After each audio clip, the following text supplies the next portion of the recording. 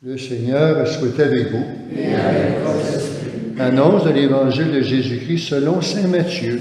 Gloire à toi, Seigneur.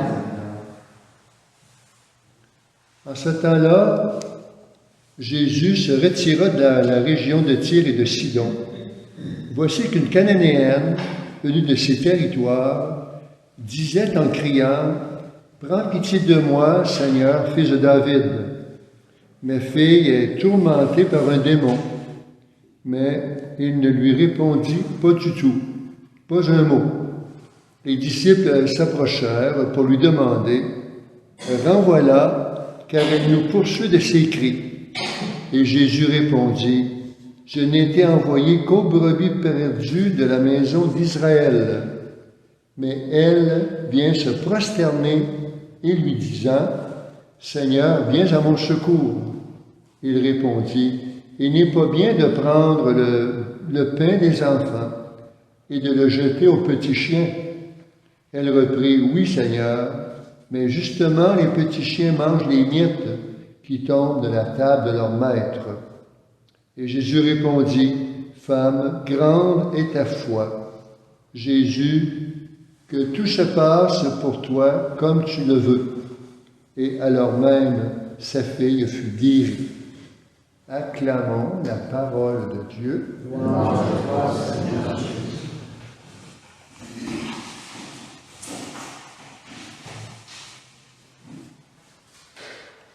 Dans les textes d'aujourd'hui, on veut manifester ici la présence de Dieu qui agit et qui essaie de venir en aide aux personnes qui sont autour de lui.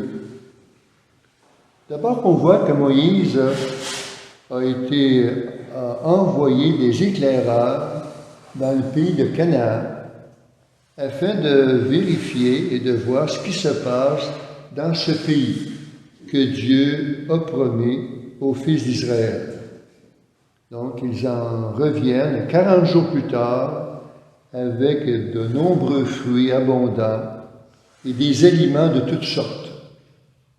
Donc, c'est là qu'ils témoignent avoir vu ruisseler le lait et le miel dans ce pays. Donc, abondance de biens pour nourrir toute une grande population. Mais ils font part aussi de leur crainte de ces géants qui sont dans le pays et de leur inhospitalité pour les gens qui viennent d'ailleurs. Donc ça devient une crainte, le fait de voir qu'on n'a pas beaucoup d'ouverture de leur part. Et le peuple se remet donc à pleurer au grand déplaisir de Dieu. Dieu s'attendait du peuple de la gratitude, de la reconnaissance pour tous ces fruits abondants et pour cette pensée également positive malgré les défis qu'ils ont à relever. Mais rien de tel, le peuple ne s'est pas tourné vers Dieu pour rendre grâce. Au contraire, il note plutôt qu'il souligne les côtés négatifs et puis se sont mis à se plaindre de leur sort. Il note à souligner dans l'Ancien Testament une forme de théologie de rétribution est prônée. Alors, ça veut dire que si les humains agissent bien, ils sont bénis de Dieu. Mais s'ils agissent mal, ils sont punis. C'est un peu une mentalité, je pense, que nos ancêtres avaient. Si on agit bien, Dieu nous comble de bienfaits. Si on n'agit pas bien, on peut avoir des punitions. Alors, c'est une théologie qui existait à ce moment-là. Et que ici, on voit donc que les Israélites ont aussi péché d'avoir oublié de remercier Dieu pour les bienfaits qu'ils ont vus dans ce pays lors de leur visite en Canaan. Et voilà que le Seigneur va les punir d'avoir maugré contre lui.